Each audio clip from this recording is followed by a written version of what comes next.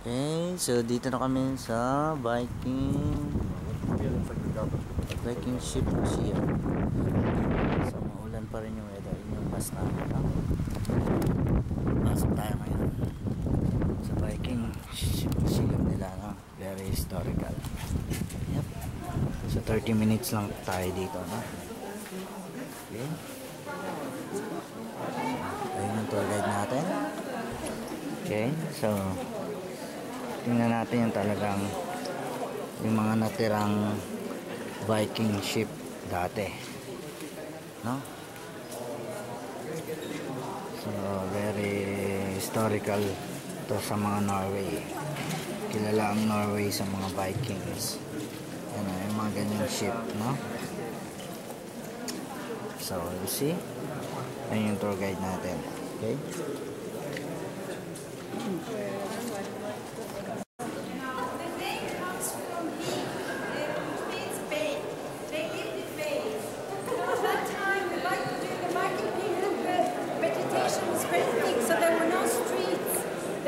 Roads to go from one place to the other. They were only sailing. They were sailors. They were very good ship constructors. You see this ship, the keel is very old. Very old. Original Viking ship yan. Pinareserve pa nila. In the water. So they came to small places, maybe 20 to 30 ships like that with 30, 40 men on each, because there were only men. Women didn't go, didn't sail. They stayed at home and they were taking care of the family. But they had very great power because their housewife, she had her keys here day and night, and she controlled the food and everything. So meron dito ng litrato kung paano nila pinuha yung Viking ship po dati. Ayan.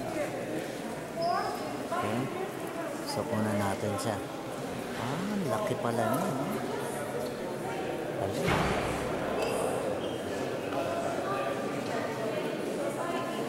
Yung mga structure niya, oh. Puro-purong kahoy, no? Okay, so kunan natin, no? Kunan natin yung ship muna. 30 minutes lang tayo eh. So mauubos yung oras natin pagka inokos natin sa tour guide lang. Okay. Yan. So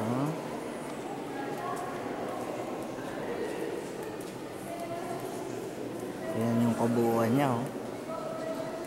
Pero ganito lang siya, mga 40 ano lang, people lang ang kasya. Sakit tayo sa taas, mas maganda view ang sa taas. Okay, ha? And then, ayun pa, may mga maliliit pa dun, eh. Kunin naman natin yung sa taas. Sabi lang. And then, another one. Ayan. It's really good. Okay. Pasok tayo sa taas.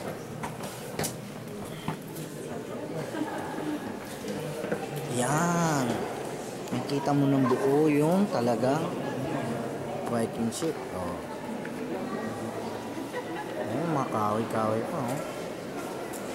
Sinalvage na lang nila, oh. Ganda. Galing. Parang ito yung sa mga Troy, ah. Sinasakyan nila. Huh? Yan, ito yung sagwan nila sa gilid. Okay, picture muna. Okay, so ito naman yung isang ship din nila, ano. Hindi na tayo ayun yung tour guide natin. Hindi na tayo sumama ron. Mauubos ang 30 minutes natin eh pagka makikinig tayo sa salita. Okay, so ayan. Pakita rin ng totoong Viking ship, no? Galing. Yan, dito naman tayo sa isang part niya. Ayan, o. Mga sira-sirang Viking ship na naman kinuha nila. Ayan, pinipreserve na lang nila at museum na lang. No? Galing, no?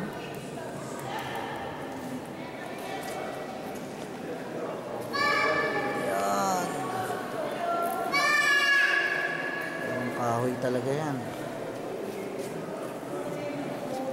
Ayan o. Ito mga maliliit naman. Boats from the Gold Star ship.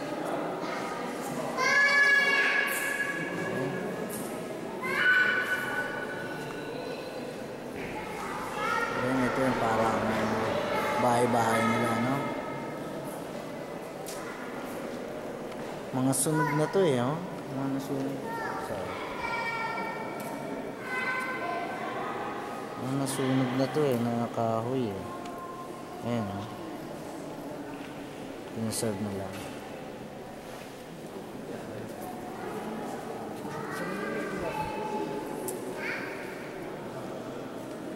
And then, ito yung parang isang museum nila, no? Ito mo yung mga gamit. Ayan, oh.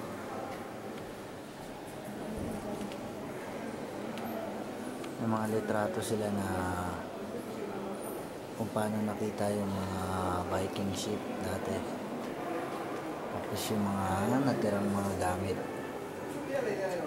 No? Galing. Para kung narinana yung mga history ah.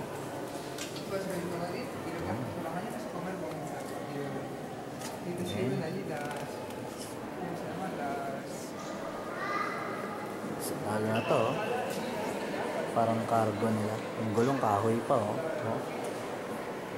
Nice. Ito natin ito ng litrato.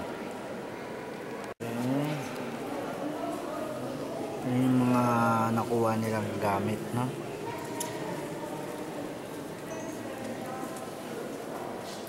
Ito. Ito may sinasabi dito, eh. Nakalagay, the largest of the three finely carved sleds was placed at the front of the ship. Okay.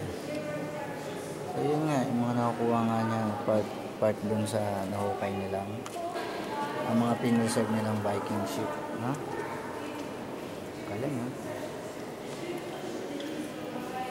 Okay. Kaya buti nakita ko na si Bobby. Magpipicture na kami. Mahirap pala mag-picture eh.